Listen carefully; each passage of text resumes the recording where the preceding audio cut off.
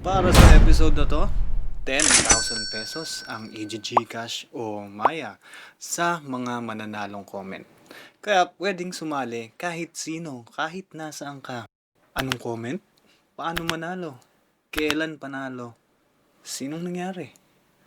Mag-comment ka lang ng pinakamalupit mong palusot. Ng dahilan, alam ko na yan. Huwag nang Oo, 10,000 pesos katulad ng mga nakaraang episode. 2,000 pesos para sa pinakapanalong comment at 8 mananalo ng 1,000 pesos.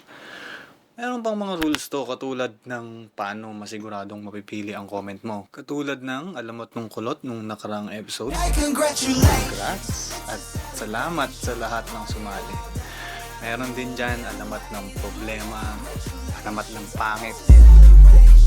Lalo na yung pinakamatabang utak na bagong version ng alamat ng pinya na nanalo ng 2,000 pesos.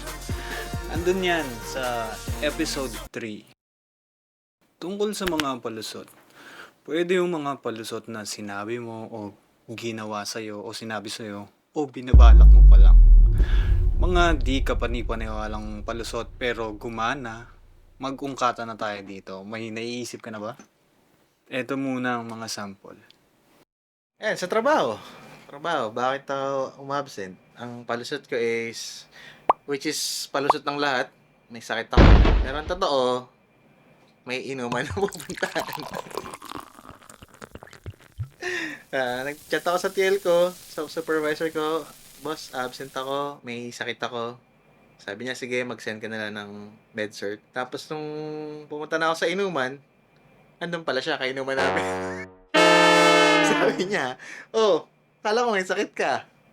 Yung pumasok agad sa isip kong palusot is, pre, yung hiningi kong by Jessica.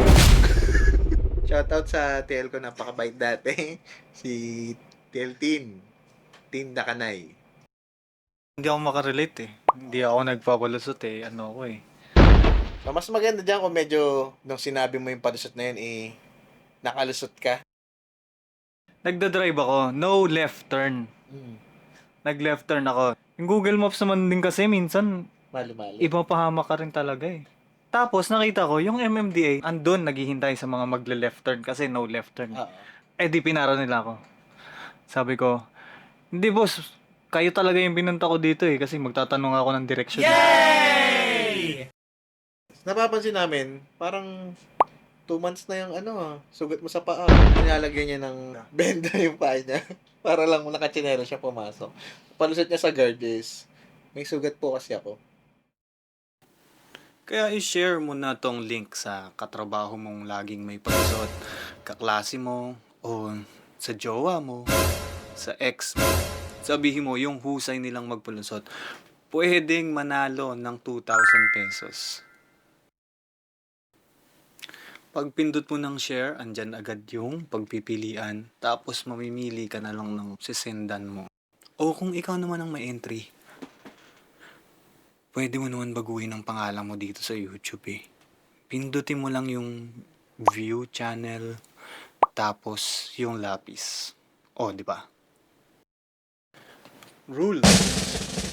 Sigurado na mananalo ng 1K ang comment na may pinakamaraming likes at mas malaking chance ang manalo ng 2,000 pesos.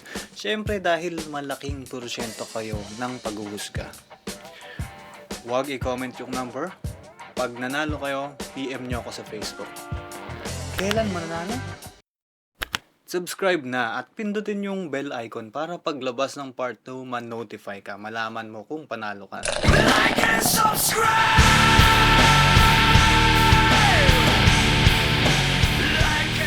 Katulad nung nakaraang episode, mga 2 linggo bago lumabas yung part 2.